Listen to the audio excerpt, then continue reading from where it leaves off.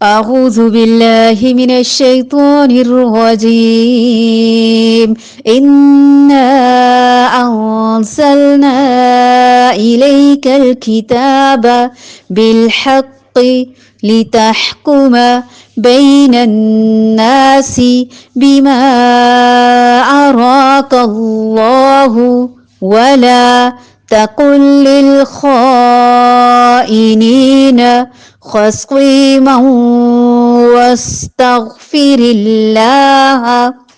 إن الله كان غفورا رحيما إنا أنزلنا إليك الكتاب بالحق لتحكم بين الناس بما أراك الله ولا تكن للخائنين خصيما واستغفر الله إن الله كان غفورا رحيما إنا بشک ہم انزلنا نازل کی ہم نے الیکا طرف آپ کے الکتاب کتاب بالحق ساتھ حق کے لتحکم تاکہ آپ فیصلہ کریں بینا درمیان الناسی لوگوں کے بیما ساتھ اس کے جو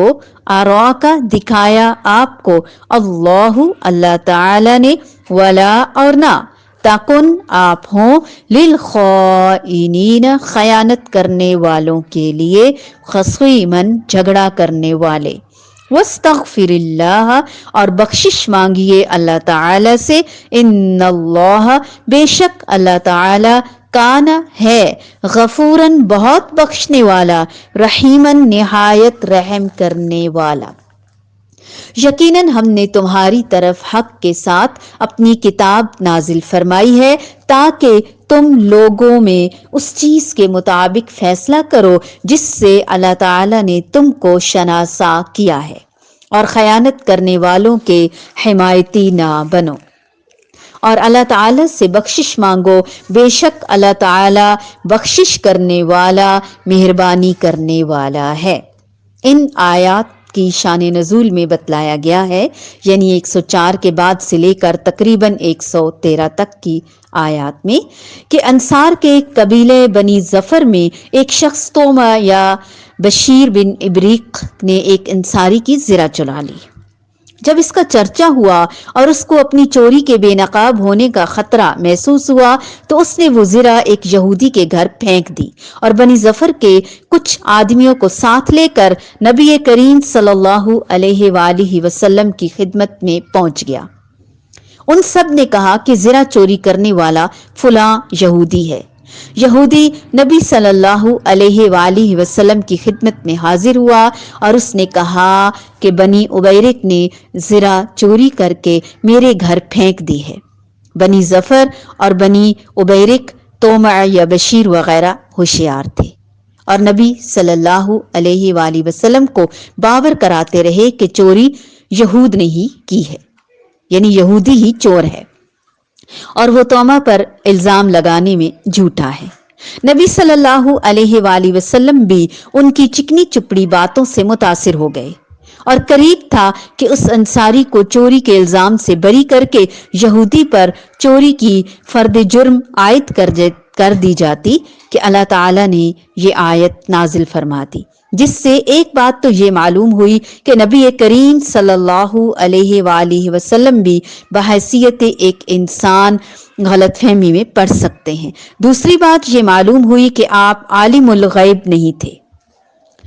اور ورنہ آپ صلی اللہ علیہ وآلہ وسلم پر تو فوراً صورتحال واضح ہو جاتی۔ اور تیسری بات یہ معلوم ہوئی کہ اللہ تعالیٰ اپنے پیغمبر کی حفاظت فرماتا ہے اور اگر کبھی حق کے پوشیدہ رہ جانے اور اس سے ادھر ادھر ہو جانے کا مرحلہ آ جائے تو فوراً اللہ تعالیٰ انہیں متنبع فرما دیتا ہے اور اس کی اصلاح بھی فرما دیتا ہے، جیسا کہ عصمت انبیاء کا تقاضا بھی ہے۔ یہ وہ مقام عصمت ہے جو انبیاء علیہم السلام کے علاوہ کسی اور کو بھی حاصل نہیں۔ اس سے مراد وہی یعنی بنی ابیرق جنہوں نے چوری خود کی لیکن اپنی چرب زبانی سے یہودیوں کو جھوٹا کہا اور چور باور کرانے پر تلے ہوئے تھے۔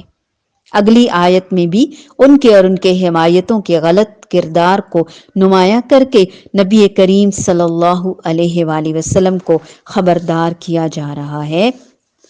کہ بغیر تحقیق کیے آپ صلی اللہ علیہ وآلہ وسلم نے جو خیانت کرنے والوں کی حمایت کی ہے اس پر اللہ تعالی سے مغفرت معلوم کریں، مغفرت طلب کریں، توبہ استغفار کریں۔ اس سے معلوم ہوا کہ فریقین میں سے جب تک کسی کی بابت مکمل طور پر پورے کا پورا یقین حاصل نہ ہو جائے کہ وہ حق پر ہے، اس کی حمایت اور وکالت کرنا جائز نہیں۔ اس کے علاوہ اگر کوئی فریق دھوکے اور فریب اور اپنی چرب زبانی سے عدالت یا حاکم میں مجاز سے اپنے حق میں فیصلہ کرا لے، یہاں تک کہ وہ صاحب یعنی وہ حق نہ جانتے ہوں جو فیصلہ کر رہے ہیں، تو ایسے فیصلے کو بدلا جا سکتا ہے یا اللہ کے نزدیک اس کی کوئی اہمیت نہیں ہے۔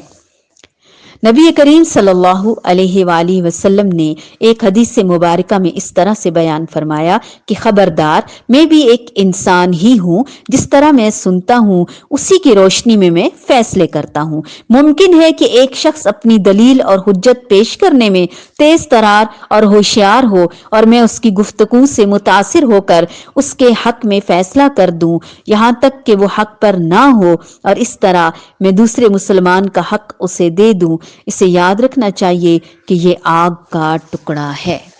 یہ ناجائز ہے، یہ غلط ہے سراسر۔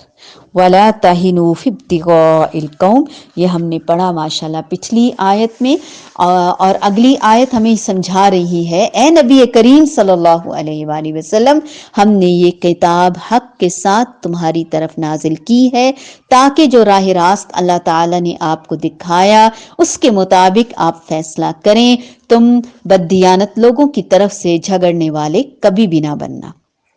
آگے مزید آیات انٹرلنکڈ ہیں، اور اللہ تعالیٰ سے درگزر کی درخواست کیجئے، وہ بہت بڑا درگزر کرنے والا اور رحم کرنے والا ہے۔ إِنَّا أَنزَلْنَا إِلَيْكَ الْكِتَابَ بِالْحَقِّ